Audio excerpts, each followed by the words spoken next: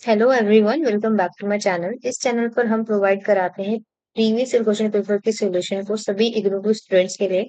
और ये चैनल है हमारा एडू फॉर इग्नू, जिसको आपको जरूर सब्सक्राइब करना है फॉर फर्दर अपडेट्स। ओके, चलिए आज की वीडियो शुरू करते हैं। तो आज की वीडियो में हम देखने जा रहे हैं English at the work place, जिसका सब्जेक्ट कोड है बेगला 136। ये सब्जेक्ट अपने आप में ही बहुत इजी भी है और आप कह सकते हैं बहुत इंपॉर्टेंट नहीं है। बहुत सारे स्टूडेंट्स के पास ये सब्जेक्ट होता है और इसका एग्जाम आई गेस आपका 12 जुलाई को है। ठीक है। सो इस वजह से ये वीडियो अपने आप में इम्पोर्टेंट हो जाती है, बिकॉज 12 बहुत जल्दी आने वाला है। ठीक है। और इस ये सब्जेक्ट ना अपने आप में बहुत इजी है, बिकॉज आपको इसके नाम से पता चल रहा होगा that English at the work place, जब आप जहां पर आप काम करते हैं। तो नाम से आप बता सकते हैं कि जहाँ पर आप काम करेंगे या आप वर्क करेंगे, जॉब करेंगे, वहां पे किस तरीके की इंग्लिश की आवश्यकता होगी और क्या क्या आवश्यकता होगी। वहां पे आपको सीवी देना हो सकता है, तो सीवी बनाना आएगा। एप्लीकेशन लिखना हो गया। ठीक है। अगर आप इंटरव्यू में बैठे हैं तो क्वेश्चन कैसे पूछते हैं वो आना चाहिए, वो आ सकता है।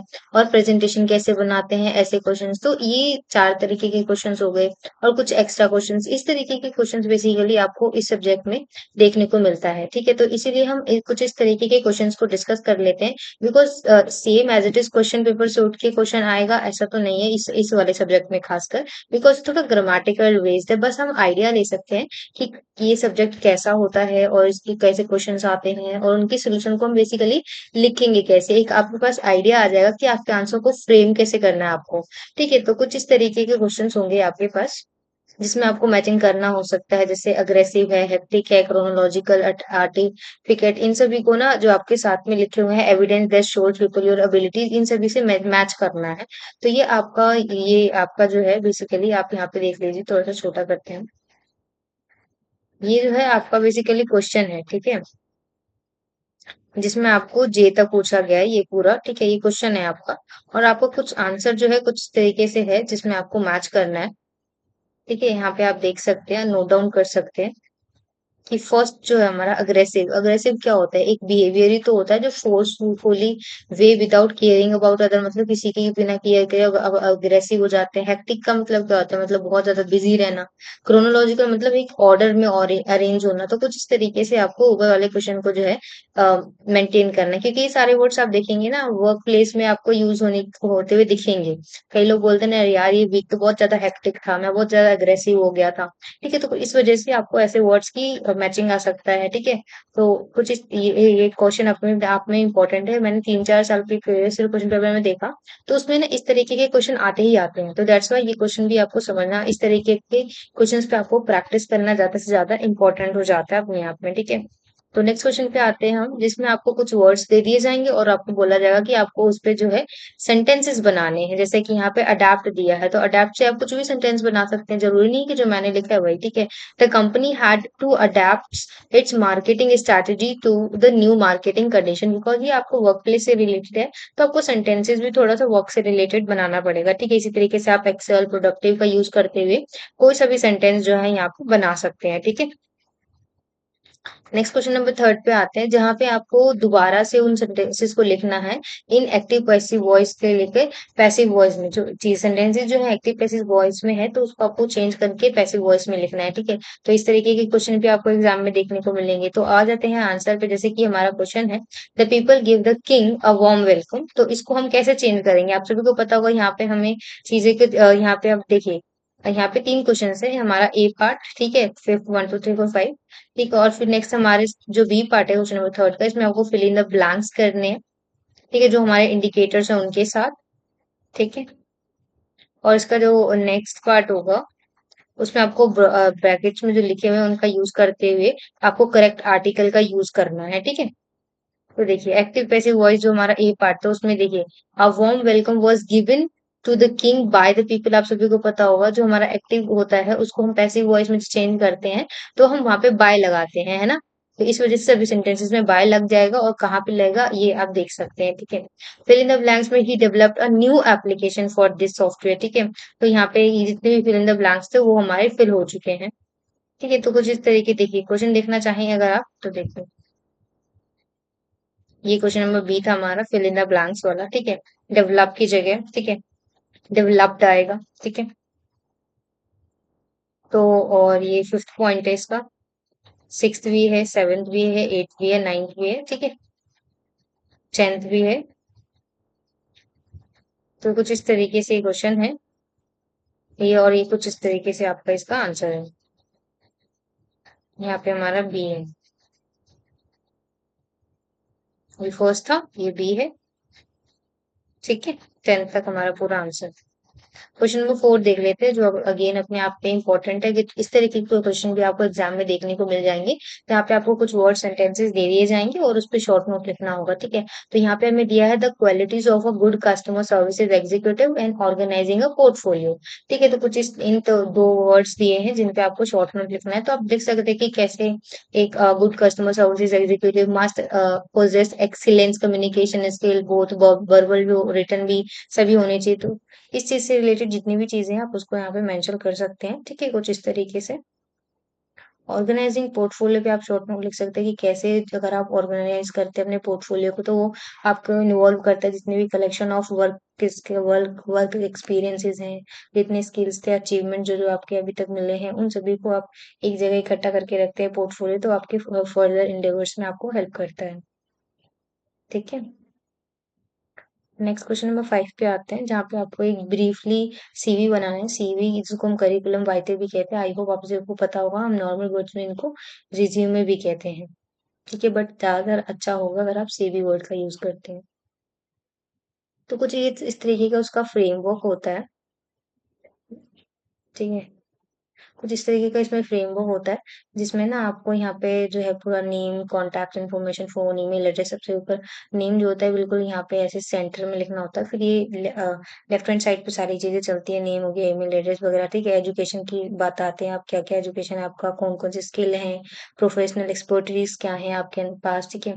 और जॉब टाइटल क्या क्या आप पहले कर चुके हैं, अगर आपने कोई इंटर्नशिप पहले करी है वो बताना है आपको, एक्सपीरियंस जो जो चीजें हैं वो बता सकते हैं, आपको इंटरेस्ट किस में है, ठीक है। और रेफरेंस दे सकते हैं कि किसी ने अगर आपको इस जॉब के बारे में बताया, उसके रेफरेंस के थ्रू आप यहाँ पे आए, तो वो यहाँ पे आप मेंशन कर सकते हैं, ठीक है। और अपने एक्सपीरियंसेस इन सभी के बारे में बता सकते हो, तो ये सारी चीजें जो है आपको करिकुलम वाइटे में इंक्लूड होनी चाहिए, ठीक है। सो आई होप आपको ये समझ में आ गया होगा।